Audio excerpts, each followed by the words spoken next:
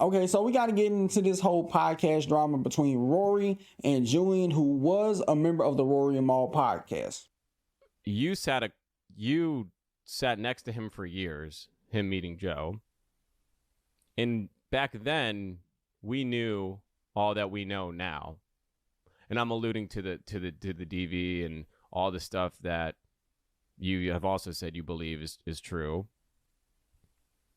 But for 40 grand a month, that's kind of where it ended. Like, you were making that kind of money and the expectation wasn't the same. So then I thought, okay, well, was it because the show was too entertaining? Or was being number one an excuse for Joe's alleged abhorrent behavior? And it's tough because it looks like I'm being held to a different standard than you were. You're the owner of the company. You can do that thing. You can do it. You're the person in the position of power to give me the proper send-off. You could have given me the send-off that you said you would like to have instead of the 20-second footnote that I was given at the end of an episode sandwiched between a Patreon plug. You didn't want to pay me more when I was working. And as a business decision, you fired me, which I get. But then you're saying, well, there's a world where we could have paid you. I would have opened up my wallet even though I fired you just to get you back on your feet. That confuses me. I was working. 3 years I was working. I was doing work. But you want to pay me because after I get fired?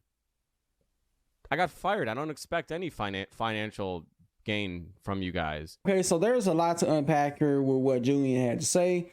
For starters, he was kind of alluding to the allegations that's been levied against Joe for years. At this point, I don't know why anybody would believe him, but it sounds like that Julian kind of spilled some tea that Rory believes that them things are true about Joe privately, but hasn't shared that publicly. Which I don't know how I feel about that, because a part of me is looking at like you're outing Rory's dirty business. And the second part to that is, if Rory does believe that, which I guess we'll find out whenever they drop the next pod, I think Friday or Saturday, then if he was to allegedly double down on that and corroborate what Julian is saying, like, yeah, I think some of that DV stuff is true, then I would look at Rory and Maul differently. If that was the case, do I think it's the case? I don't think so, considering the amount of years I've watched them. They come off as these guys. If they were doing a pod with somebody, they would instantly leave off of that. Like, if that was the case, they would have been left as soon as the first allegation came out of him putting his hands on a woman. Which I think the first time was like when the podcast was really relatively new, when he was with Tahiri. Like, they would have been broke up if that was the case. It kind of would make me look at Rory and Maul different a little bit, because that would kind of come off like you was a little bit complicit for $40,000 a month. Which, if you do the math, a year, that's well over six figures, almost $500,000 a year. And you do the math like year over year from, I think the pod started like 2015, 2016. That's a lot of bread.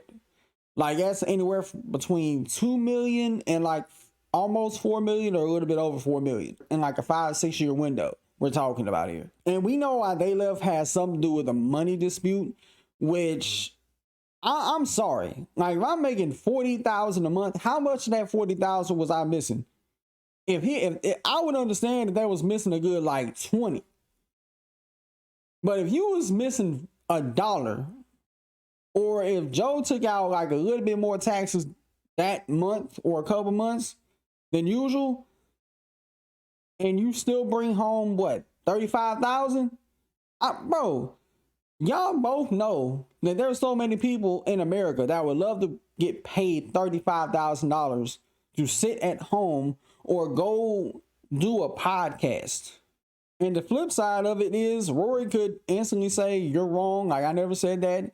And he can kind of take that to the grave. Now, if I was Julian, like, no matter what, I probably would have took that to the grave with what Rory said privately. Like, that's something he said privately.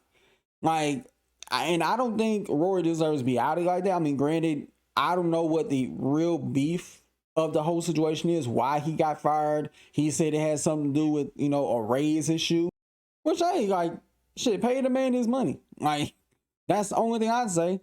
But I don't know about how much he was requesting, things of that nature. But if you're literally, if they did hypothetically, allegedly fire Julian over a money dispute, wouldn't that make y'all know better than Joe? I don't know. Like, I'm looking at this whole thing, like, if I'm Rory, I'm like leaving that DV part out of it, not even touching it with the 10-foot cattle prod, because if he even alludes to, or Maul was to allude that that's true, people gonna be looking at y'all side eye like y'all were complicit for $40,000 a month. And I don't think they want to open up that can of worms just to be smart and on the safe side.